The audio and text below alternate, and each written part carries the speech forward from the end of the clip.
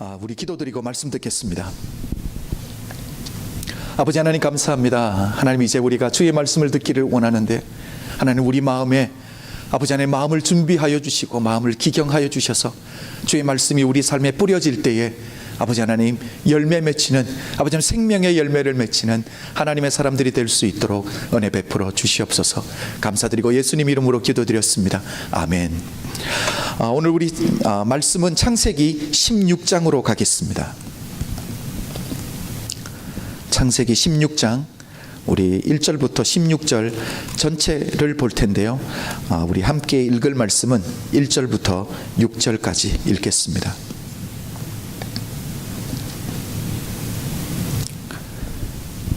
창세기 16장 1절부터 6절까지 저희가 한 절씩 교독하도록 하겠습니다. 제가 먼저 읽을게요. 아브라함의 아내 사레는 생산치 못하였고 그에게 한 여종이 있으니 애굽 사람이요 이름은 하갈이라. 사레가 아브라함에게 이르되 여호와께서 나의 생산을 허락지 아니하셨으니 원컨대 나의 여종과 동침하라. 내가 혹 그로 말미암아 자전을 얻을까 하노라 하매 아브라함이 사레의 말을 들으니라. 아브라함의 아내 사레가 그 여종 애굽 사람 하갈을 가져 그 남편 아브라함에게 첩으로 준 때는 아브라함이 가나안 땅에 거한 지 10년 후이었더라. 아브라함이 하갈과 동침하였더니 하갈이 잉태함에 그가 자기의 잉태함을 깨닫고 그 여주인을 멸시한지라.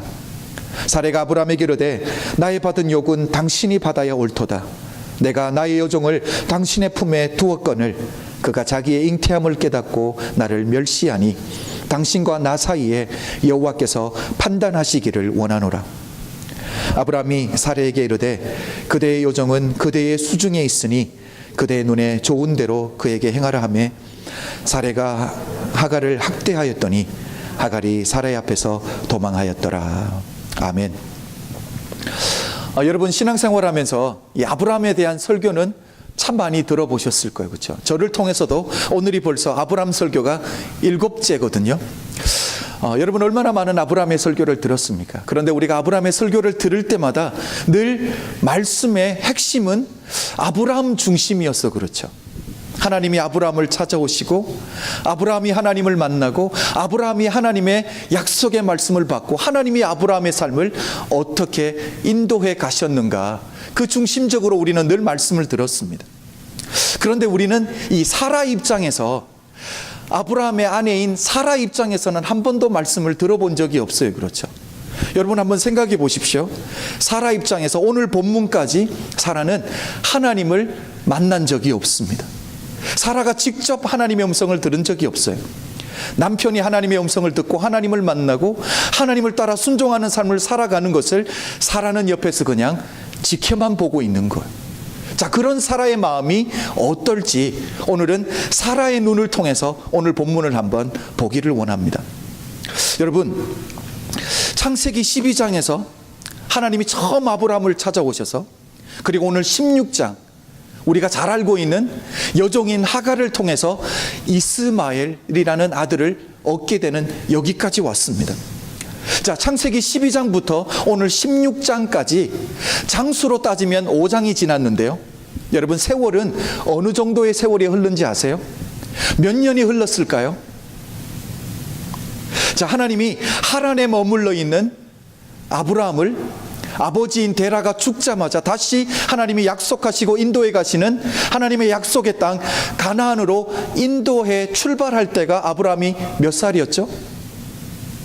우리 12장 4절을 한번 읽어보겠습니다. 창세기 12장 4절입니다. 시작. 이에 아브라함이 여호와의 말씀을 쫓아갔고 롯도 그와 함께 갔으며 아브라함이 하란을 떠날 때에 그 나이 75세였더라. 몇 살요? 자, 75세에 떠났습니다. 자, 그리고 오늘 16장에 와서 하갈을 통해서 이스마엘을 낳아요. 이때 아브라함의 나이가 몇 살입니까? 자, 오늘 본문 마지막 절을 한번 볼게요. 16절입니다.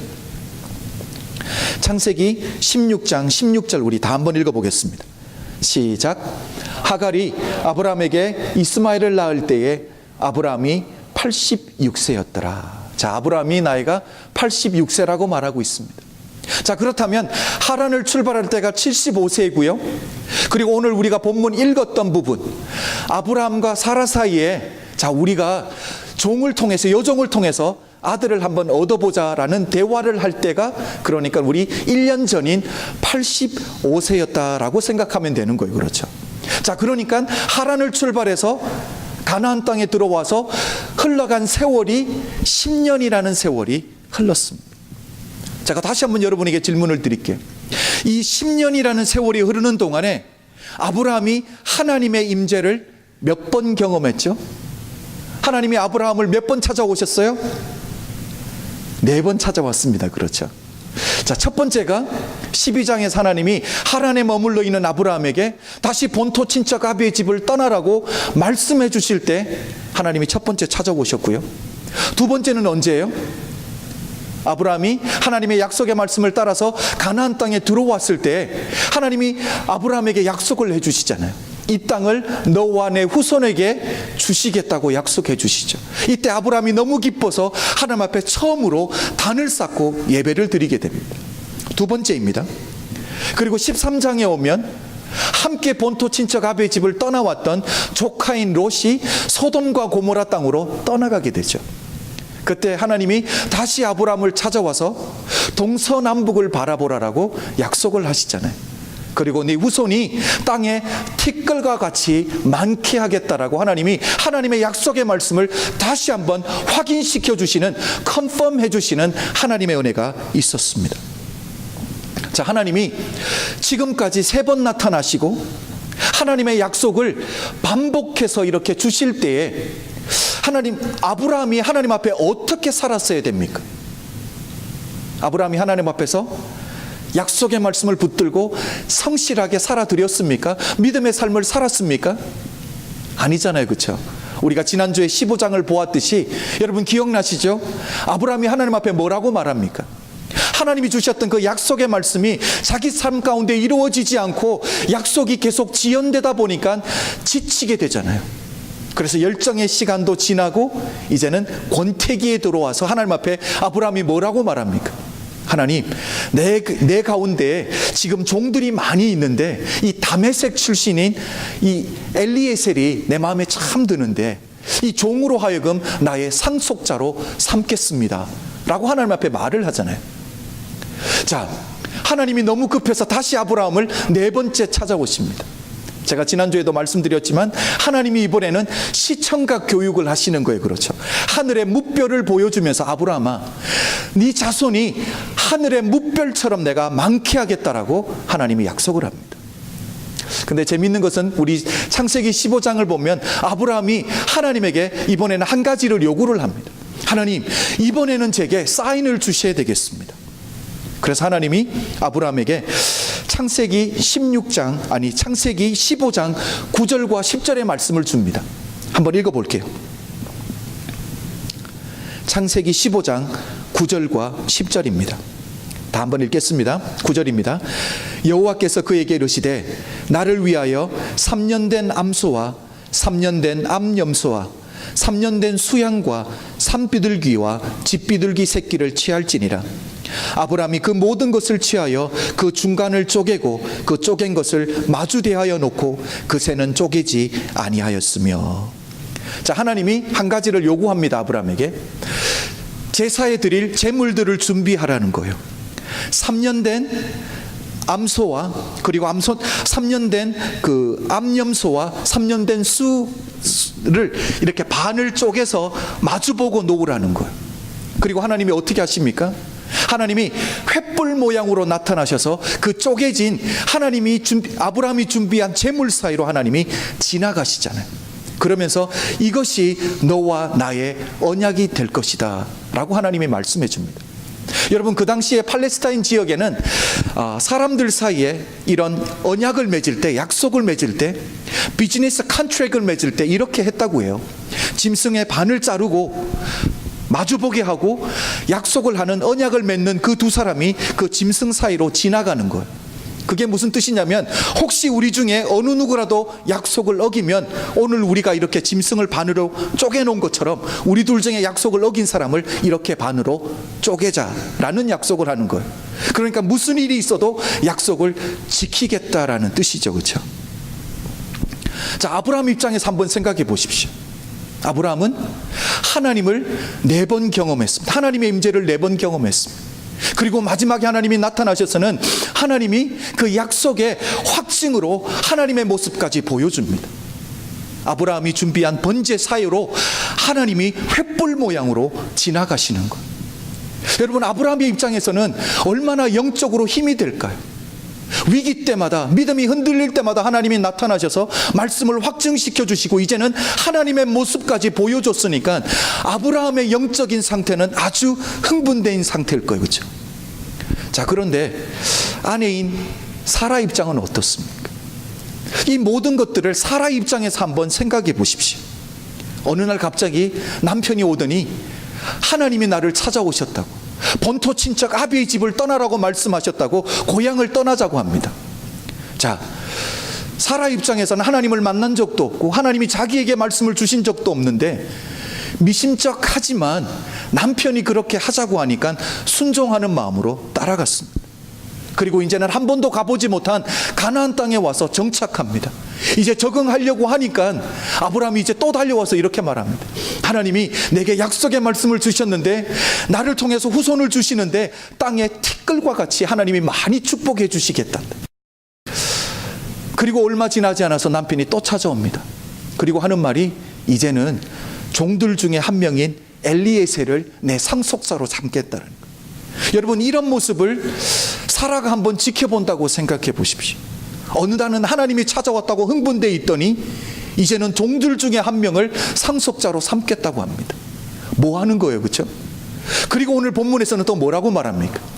하나님이 찾아오셔서 번제물을 중간에 가르고 하나님이 그 사이로 지나가시겠다고 하시는데, 여러분, 사라 입장에서 한번 생각해 보십시오. 사라는 아직 하나님을 만난 적도 없고요, 하나님의 음성을 들은 적도 없습니다.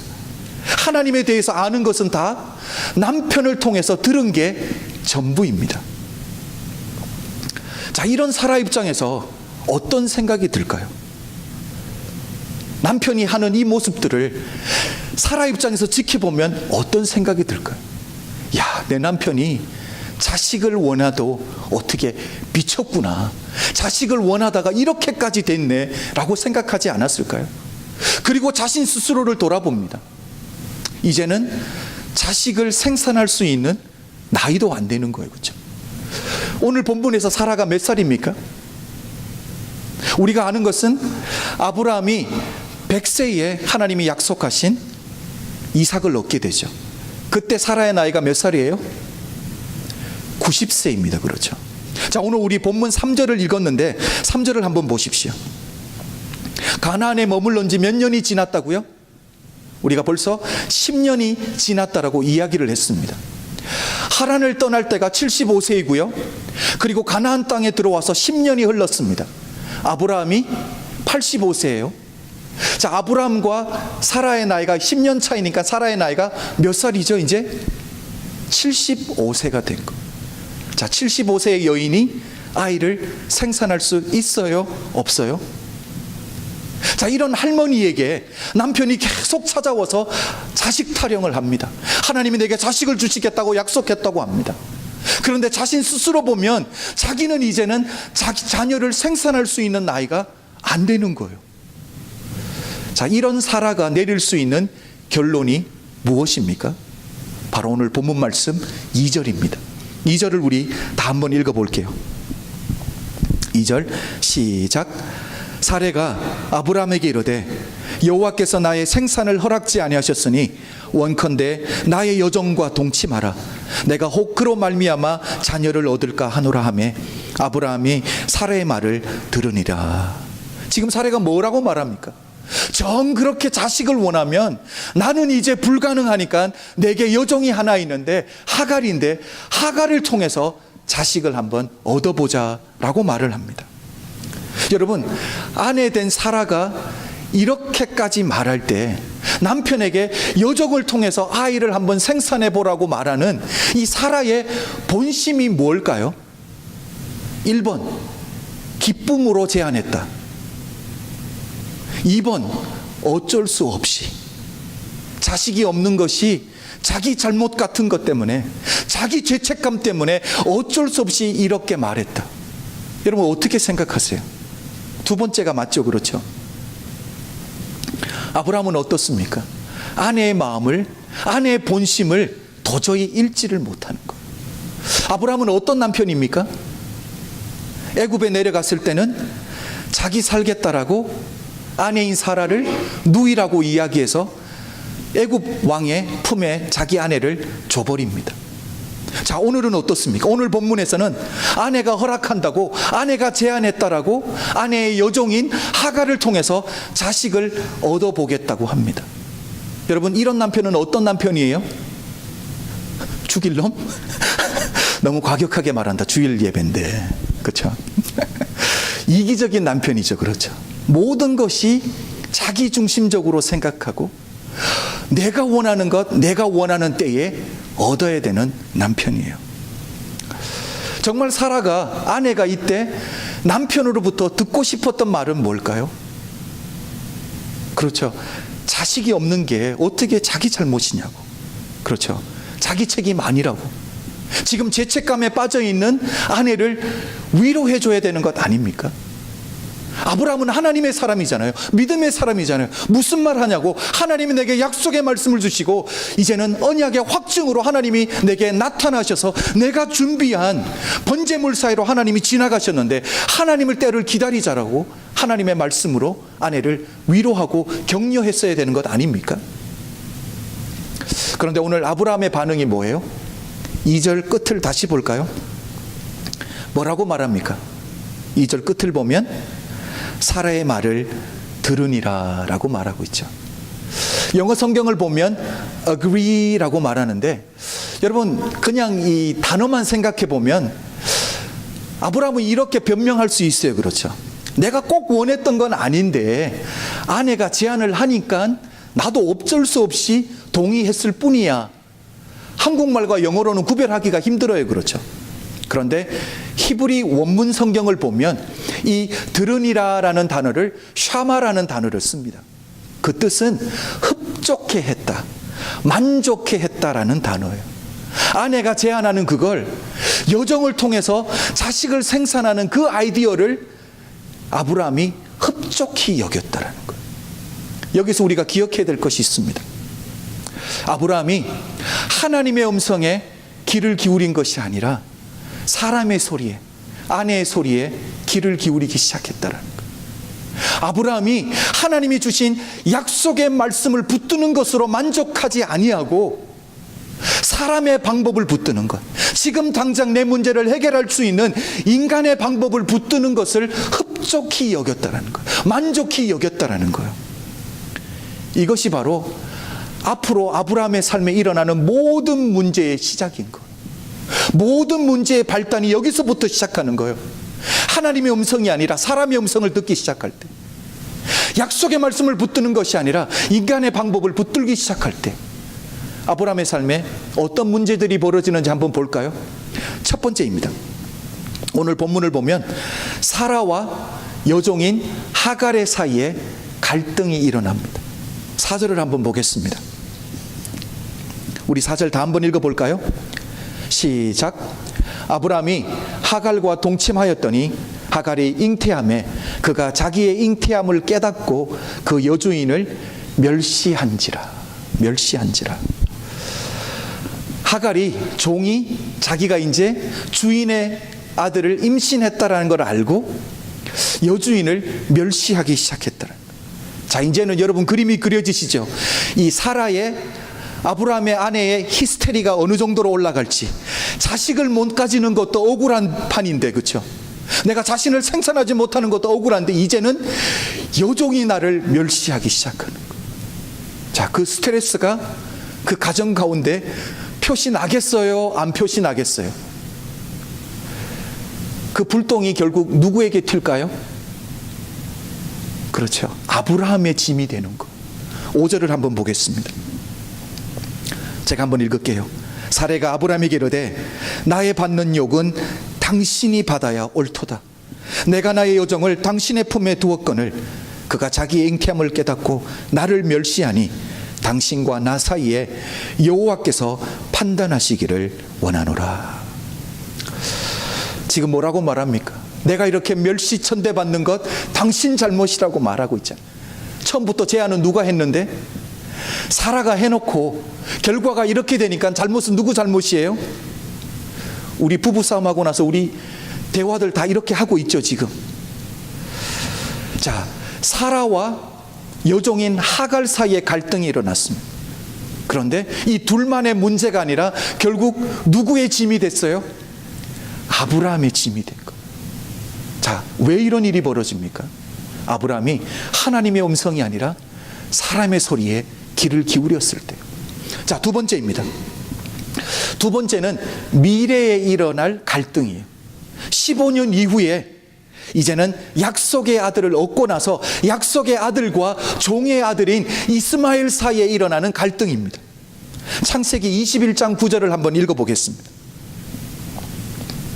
창세기 21장 9절입니다.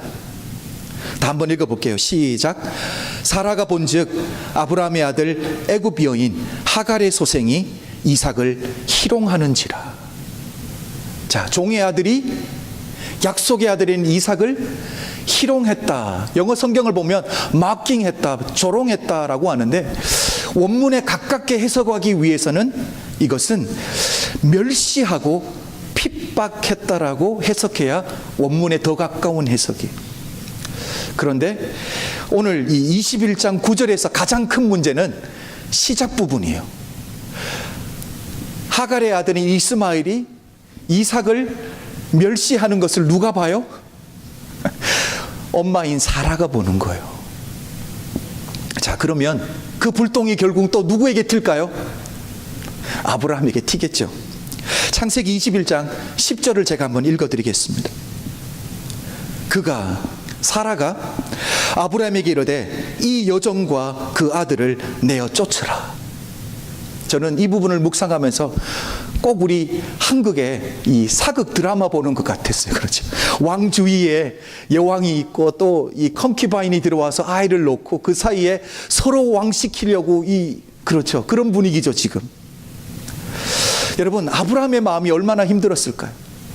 아무리 여종이라도 자기의 씨앗으로 아이를 낳아주고 키워준 어머니인데, 아무리 여종을 통해서 태어난 이스마엘이라도 자기 씨잖아요. 여러분, 아브라함이 이러지도 못하고 저러지도 못하는 상황에 왜 빠졌습니까? 아브라함이 이렇게 문제 가운데 빠지게 된 이유가 무엇이냐라니까. 왜 이렇게 힘들어졌습니까? 이것이 오늘 본문에서, 오늘 설교에서 가장 중요한 질문이에요. 왜 아브라함이 이렇게까지 힘들어져야 되는 거예요? 왜 아브라함의 가정의 평강이 이렇게까지 깨어져야 되는 이유가 뭐냐라니까요.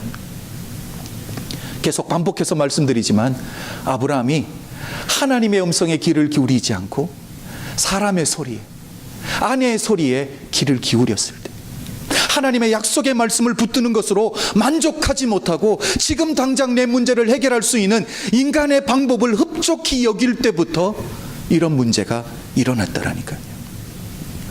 저는 아브라함의 전체 이야기를 준비하면서 벌써 이 창세기 아브라함 부분을 여러 번 읽었거든요.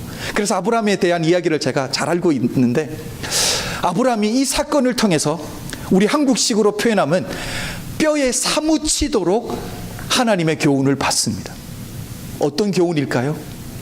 내가 하나님의 음성에 귀를 기울이지 아니하고 사람의 소리를 듣고 인간의 방법을 붙들 때 내 인생이 어떻게 되는지 철저하게 하나님이 가르쳐 주셨던 것 같아요. 그 이후에 아브라함의 삶을 보면 하나님의 음성을 분명하게 듣고 하나님의 뜻이라는 확신이 오면 결코 컴프로마이즈를 하지 않습니다. 하나님의 길을 끝까지 걸어가는 믿음의 사람으로 살아드려요. 그게 복된 길인지 알기 때문에. 창세기 22장을 보면 하나님이 아브라함에게 한 가지 요구를 하십니다.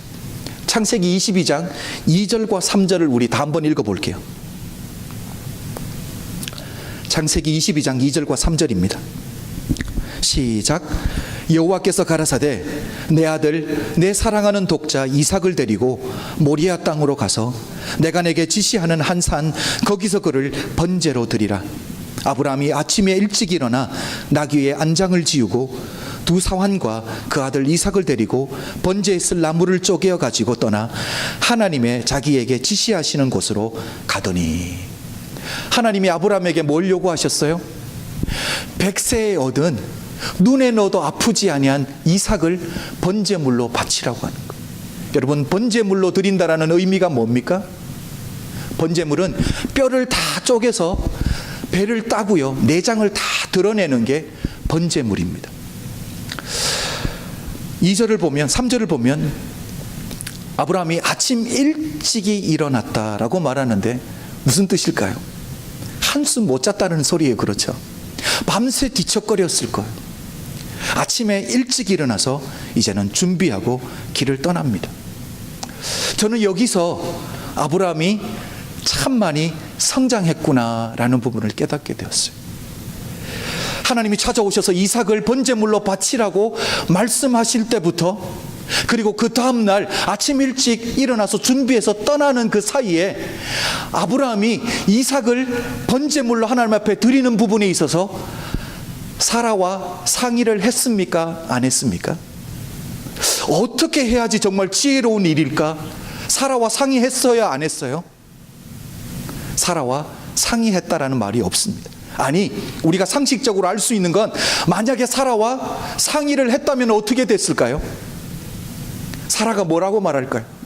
아들을 번제물로 드린다고 하는데 세상에 어느 어머니가 그렇게 하라라고, 그 다음날 아침에 일찍 준비해서 떠나는 아들과 아버지를 길을 떠나게 보낼 어머니가 세상에 어디 있습니까? 우리 어머니 같으면 어떻게 해야 정상이에요? 차라리 나를 번제물로 드리라고 말해야지 정상이잖아요. 그렇죠? 결국은 어떻게 됐을까요?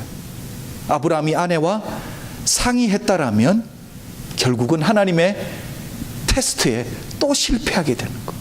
사라의 말을 듣고 하나님 말씀에 또 순종하지 못했을 거예요. 여러분, 여기서 오해하시면 절대 안 됩니다.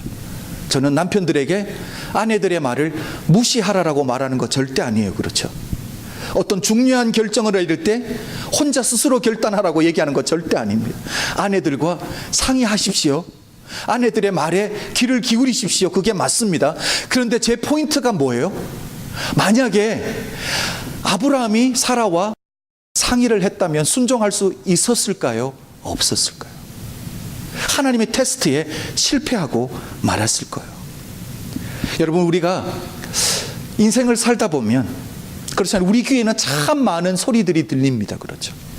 우리가 인생에 특별히 중요한 결정을 내려야 될 때 주변에 우리 사랑하는 가족이, 부모가, 친구들이, 믿음의 형제들이 인생에 필요한 조언과 충고도 해줍니다. 그런데 만약에 그 충고가, 그 조언이 하나님의 말씀과 상충한다라면, 하나님의 말씀과 일치하지 못한다면, 여러분, 하나님의 말씀을 붙드는 믿음의 사람들이 되시길 주의 이름으로 축복합니다. 우리가 특별히 비즈니스 세계를 살다 보면 비즈니스 세계에서 그냥 관례상 허락되는 일들이 많이 있습니다. 그냥 10년, 20년, 30년 그렇게 다들 해오셨어요. 그런데 그 일이 하나님의 말씀과 일치하지 않는다면, 혹시 그것이, 그 결정이 내게 손해되는 일이라도 여러분 손해받을 수 있는 믿음의 사람들이 되시길 주의 이름으로 축복합니다. 그게 바로 믿음의 사람이 가야 할 길이에요. 오늘 아브라함이 여종인 하갈을 통해서 자식을 얻습니다. 그런데 그 당시 아브라함 시대에 아내가 자식을 생산하지 못할 때에 여종을 통해서 자식을 얻는 것, 그 땅의 전통상, 관례상, 도덕적으로 전혀 문제 없는 일이에요. 다 그렇게 해오던 일이에요. 그러니까 살해인 아내가 직접 나서서 제안했던 일 아니겠습니까? 아니, 이것이 그 사회에서 허락되는 일이 아니라면 세상에 어느 아내가 자기의 남편을 다른 여자의 품에 줄 아내가 세상에 어디 있겠습니까? 관례상, 전통상 다 허락되는 일이에요.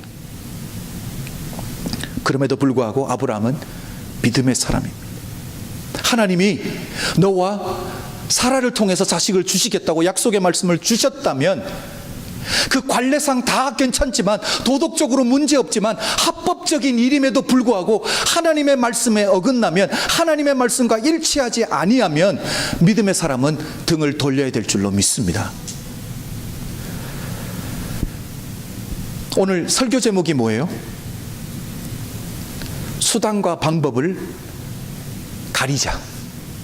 세상에서는 우리가 어떻게 배웠어요? 수단과 방법을 가리지 말고 성공하자. 수단과 방법을 가리지 말고 이기자. 수단과 방법을 가리지 말고 내가 필요한 거 얻자라고 세상은 우리에게 가르쳐 줬습니다. 그런데 오늘 하나님이 우리에게 가르쳐 주시는 것이 무엇입니까? 아브라함을 보십시오. 아브라함은 수단과 방법을 가리지 않았습니다. 내가 원하는 것, 내가 원하는 자식, 내가 얻기 위해서 수단과 방법을 가리지 않고 얻었습니다. 얻는 것까지는 얻었어요. 그렇죠? 그런데 그게 내게 축복이 되었습니까? 아니잖아요. 그렇죠? 그 얻은 것 때문에, 내가 원하는 것, 얻은 것 때문에 가정이 깨어지기 시작하고, 오늘날 지금 중동에서 일어나고 있는 일도 결국은 이스마엘과 약속의 아들 이삭의 문제잖아요. 그렇죠? 그게 아직도 싸우고 있는 거잖아요. 그렇죠? 여러분, 목적이 선하면 수단과 방법과 그리고 과정도 선해야 되는 줄로 믿습니다. 여러분, 하나님이 여러분에게 귀한 목적들을 주셨을 거예요. 삶의 의미들을 주셨을 거예요. 그런데 그 수단과 방법을 하나님의 방법, 하나님의 수단으로 그 목적들을 이루어낼 수 있는 믿음의 사람들이 되시길 주의 이름으로 축복합니다. 여러분, 여러분의 마음에 오늘 설교의 제목을 다시 한번 새기십시오. 나는 무슨 일이 있어도 수단과 방법을 가리는 믿음의 사람이 되겠다. 아멘. 자, 그러기 위해서 오늘 우리가 수단과 방법을 가리는 믿음의 사람이 되기 위해서는 우리가 어떻게 해야 될까? 제가 마지막으로 부르고 싶은 찬양의 그 의미가 다 있습니다. 하나님의 뜻에 우리가 하나님 곁으로 가는 길밖에 없다라는 거예요. 자, 그래서 우리 마지막 우리 신앙을 찬양으로 한번 고백했으면 좋겠습니다. 우리가 주님 곁으로 나를 이끌어 달라고, 내 모든 것 대신은 주님 곁에 우리가 머물러 있겠다라고 주님 앞에 고백함으로 말미암아 정말 하나님이 우리를 인도하시는 그 길 가운데 하나님의 방법으로 우리가 온전히 세워지는 믿음의 사람들이 다 되었으면 좋겠습니다. 우리 마지막 찬양 다 일어나서 함께 부르도록 하겠습니다.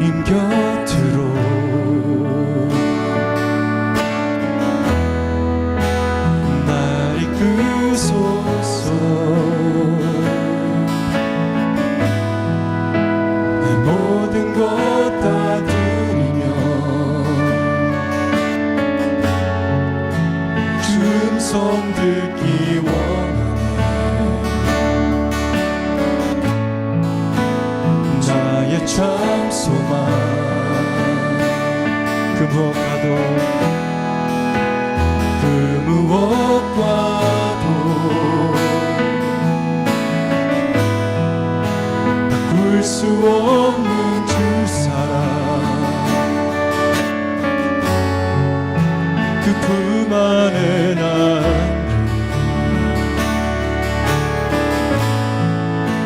주님의 길로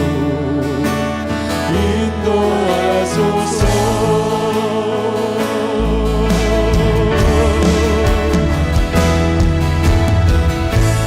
주님 나를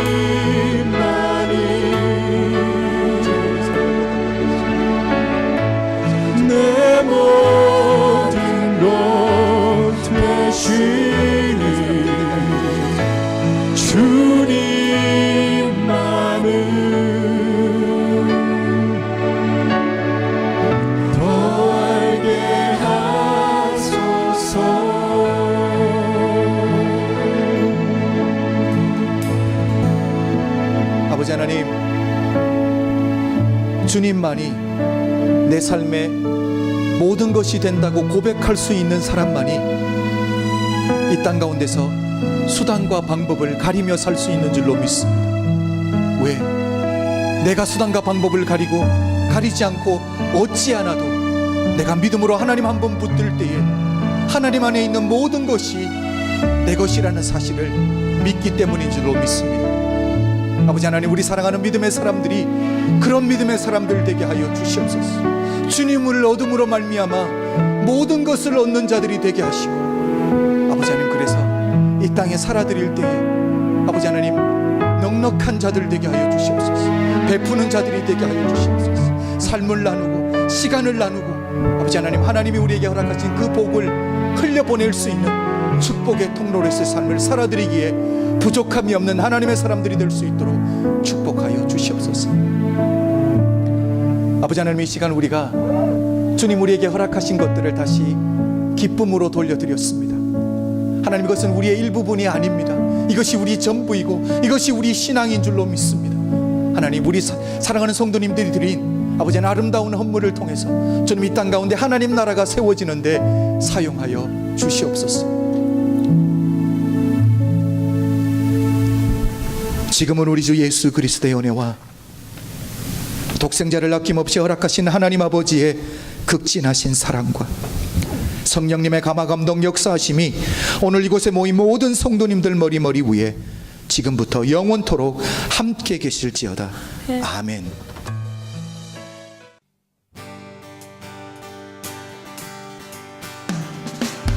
주 신실하심 놀라워 죄